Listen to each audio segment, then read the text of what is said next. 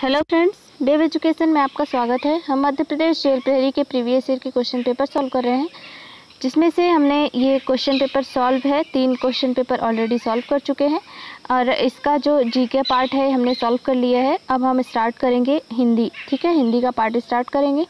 चलिए स्टार्ट करते हैं। आज का पहला प्रश्न है अत्यधिक के लिए सही संधि विच्छेद को चुनिए। ठीक है, तो अत्यधिक में इसका संधि विच्छेद करेंगे हम, क्या आएगा? तो ये होगा अति प्लस अधिक। ठीक है, इसका आंसर होगा ऑप्शन नंबर 4 अति प्लस अधिक। क्या हो जाएगा? अत्यधिक। अब आपको ये बताना है कमेंट में कि अत्यधिक में कौन सा संधि है। ठीक है, अगला देखते हैं क्वेश्चन नंबर 2।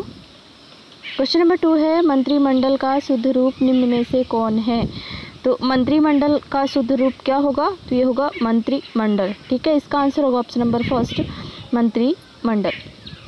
ओके, अगला देखते हैं क्वेश्चन नंबर 3।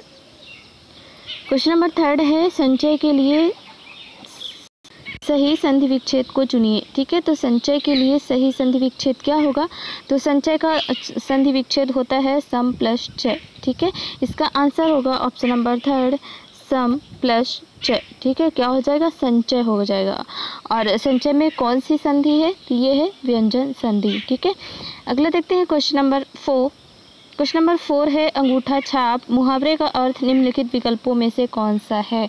तो अंगूठा छाप किसको कहते हैं? जो निरक्षर होता है, यानी कि जो पढ़ा लिखा नहीं होता है, उसको हम अंगूठा छाप कहते हैं। तो इसका आंसर होगा ऑप्शन नंबर 2 निरक्षर। ठीक है, अंगूठा छाप का मुहावरा होगा निरक्षर। ठीक है, अगला देखते हैं क्वेश्चन नंबर 5।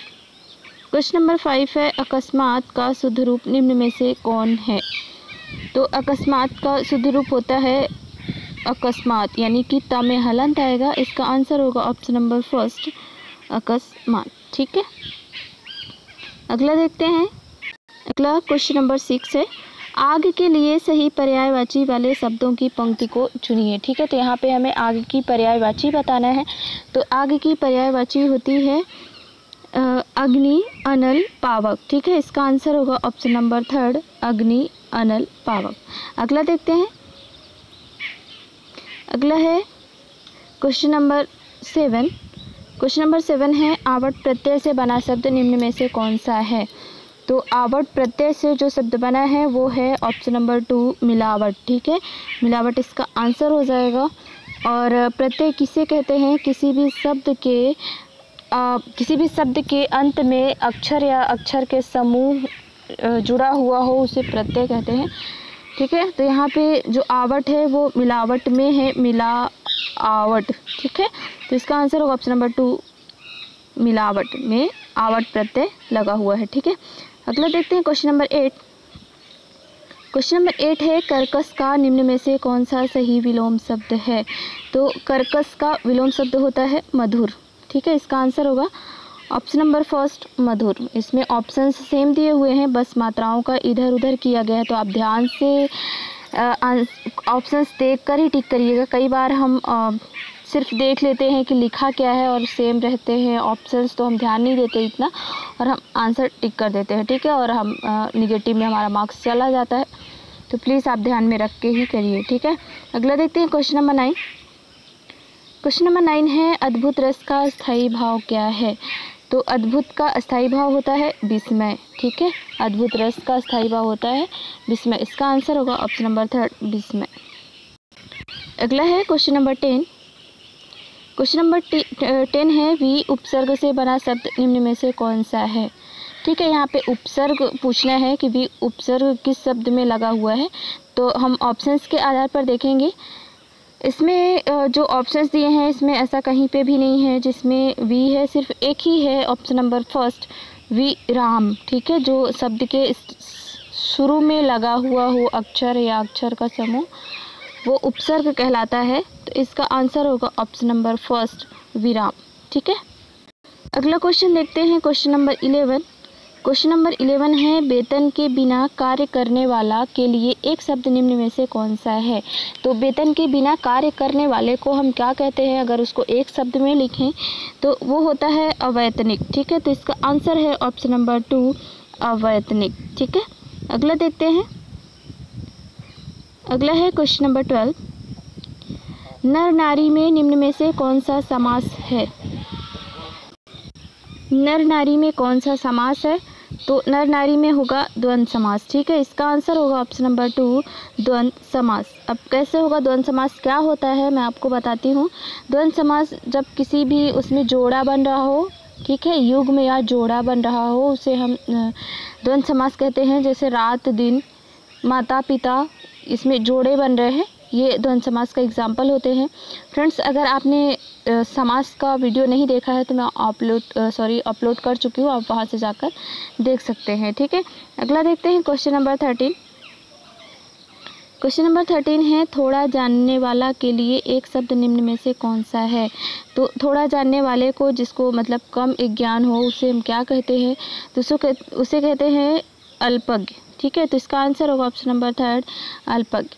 अगला देखते हैं, अगला क्वेश्चन है क्वेश्चन नंबर 14, हाथों हाथ में निम्न में से कौन सा समास है?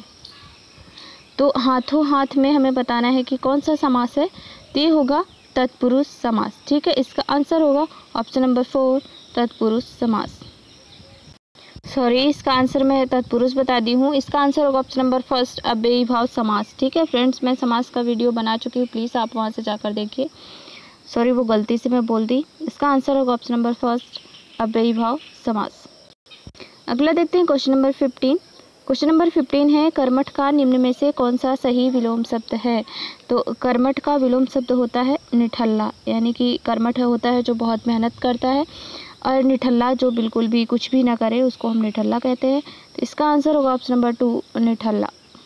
अगला क्वेश्चन है क्वेश्चन नंबर 16, बाल बल सूखी सुखद इह रूखे रुख धाम फेरी डहडी कीजिए सूरज सांच घनश्याम, निम्न में से कौन सा अलंकार है? ठीक है, ये पंक्ति दी गई हुई है, जिसमें से हमें इसमें अलंकार फाइंड करना है कि कौन सा अलंकार है। तो हम कैसे पहचानेंगे, पहले एक बार इसको फिर से पढ़ लेते हैं। बाल बल सूखी सुखद इह रूखे रुख धाम फेरी डहडी कीजिए सूरज सांच घनश्याम। ठीक है, इसको पढ़ने के बाद हमें ये समझ में आ रहा है कि जो शब्द दिए हुए हैं उसमें से वर्णों की आवृत्ति हो रही है, तो वो किस में होता है? वो होता है अनुप्रास अलंकार में। ठीक है, तो इसका आंसर होगा ऑप्शन नंबर 3 अनुप्रास अलंकार।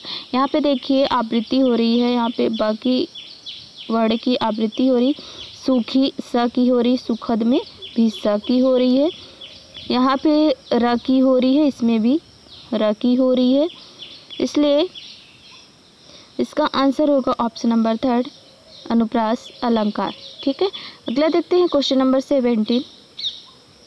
क्वेश्चन नंबर 17 है, राधा के वर वन सुनी चोनी चकित सुभाए दाख दुखी मिसरी मुरी सुधा रही सकुचा, निम्न में से कौन सा अलंकार है? अब आप भी बता सकते हैं इसमें कौन सा अलंकार है।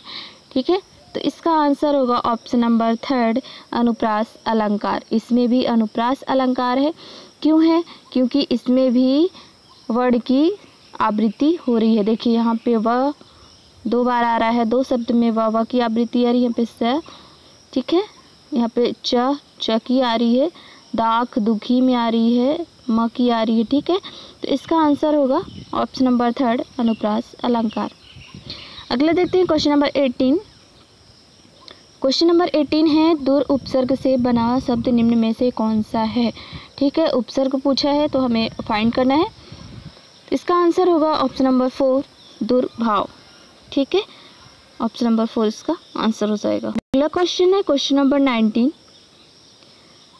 वरदंत की पंगत कुंद कली अधराधर पल्लव खोलन की चपला चमके घन बीच बीच जगह छवि मोती माल अमोलन की, निम्न में से कौन सा रस है? ठीक है, हमें रस बताना है कि इसमें कौन सा रस है।